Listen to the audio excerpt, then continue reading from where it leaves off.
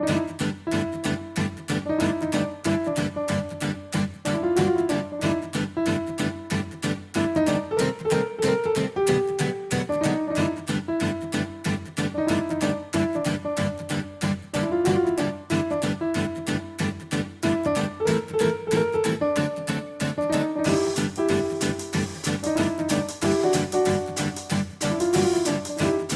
aboard Alex's Animal Ark. My name is Alex and I will be your guide to all the amazing animals that live on our planet. Today we will be learning about the capybara. So what exactly is a capybara? To start with, they are a semi-aquatic rodent of unusual size found in Central and South America. Capybaras can reach heights of 1.7 to 2 feet at their shoulders and lengths of 3.48 to 4.4 feet. They can reach weights between 77 and 146 pounds, and the average is about 108 pounds, with the females usually being slightly heavier than the males. They can live up to 8 to 10 years in the wild, but oftentimes they only live about 4 years in the wild due to predation. Their predators include jaguars, pumas, ocelots, eagles, caimans, and green anacondas. Their heavy, barrel-shaped body is covered in coarse, short fur. The fur is reddish-brown in color on the tops and sides, and becomes yellowish-brown underneath. Their fur is also designed to dry quickly when the capybara comes out of the water.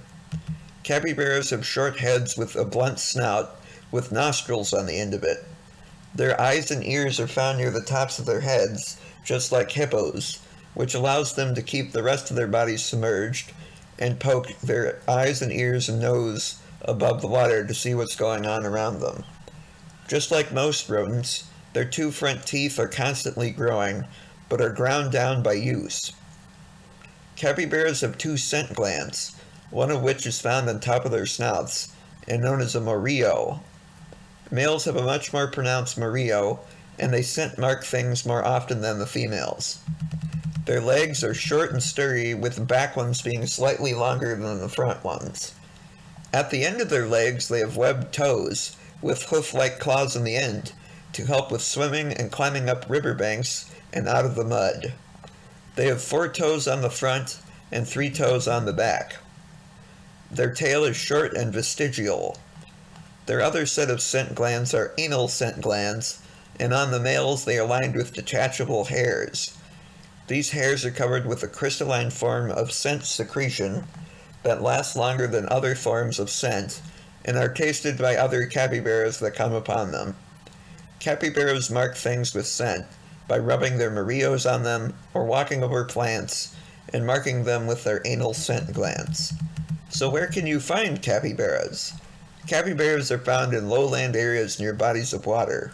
Their favorite habitats includes rainforest lakes and rivers, marshes, brackish wetlands, swamps, as well as seasonally flooded grasslands and savannas.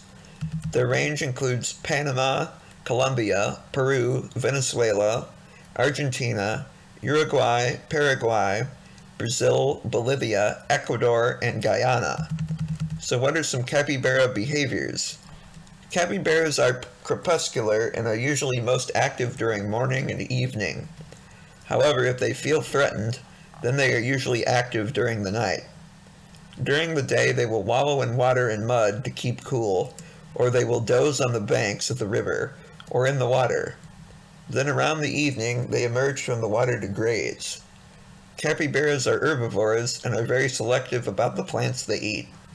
During the wet season, they primarily eat grass and aquatic plants, while also supplementing their diets with fruit and bark.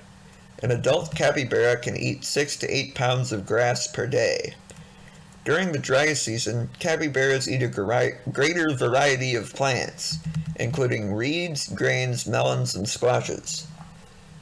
Capybaras are also coprophages, which means they eat their own poop.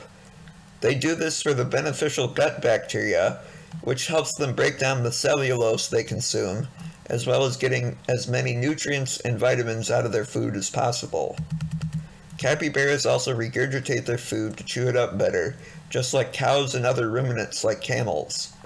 They are often found in groups of 10, but can sometimes be solitary. These groups often consist of one dominant male, one or more females, one or more subordinate males, and several juveniles. During the dry season, these groups can expand to 50 to 100 individuals due to them gathering around the remaining water sources. Capybara groups have very stable home ranges, and while they get along well with individuals not in their groups, they will still chase off the intruders. Capybaras do not have a set breeding period, but the peak is usually from April to June or October to November depending on where they live. Males and females can choose who they mate with, and since breeding takes place in water, if the female doesn't like what's going on, she can dive underwater or leave the water. The dominant male gets to mate more often than the subordinates, but the subordinate males overall mated with more females. Their gestation lasts 130 to 150 days, after which 4 pups are born on average. However, the number can range between 1 and 8 pups. After giving birth on land, the females rejoin the group a few hours later, and the babies will join as soon as they are mobile, which is also only a few hours after them being born. The pups are able to eat grass within a week, but will often suckle from their mom as well as other females in the group until they are weaned at 16 weeks old. Other members of the group will also help take care of the pups along with their mothers. Capybaras communicate through scent marking and several types of sounds, such as whistles, grunts, barks, and squeals. And now it's time for some capybara fun facts. The 2 parts of their scientific name, hydrocharis, come from Greek and translate to water pig or water hog. Their common name comes from the Tupi language spoken in Brazil and means one who eats slender leaves. Their closest relatives are the guinea pig and rock cavies, but it is also distantly related to chinchillas, agoutis, and nutrias. In the 16th century, the Catholic Church apparently classified the capybara as a fish so that the meat could be eaten on Fridays and during Lent. Fossils of the extinct Picni's capybara were found in San Diego County's Oceanside. They are farmed for their meat and hides, which are used to make leather. Capybaras can't synthesize vitamin C in their bodies, so they get it from the food they eat, but if they don't receive supplemental vitamin C when in captivity, they can develop gum disease, which is a sign of scurvy. Capybaras can spend up to 5 minutes underwater. Please feel free to fill out my survey about which animal would win in a fight between a gorilla and a grizzly bear and why.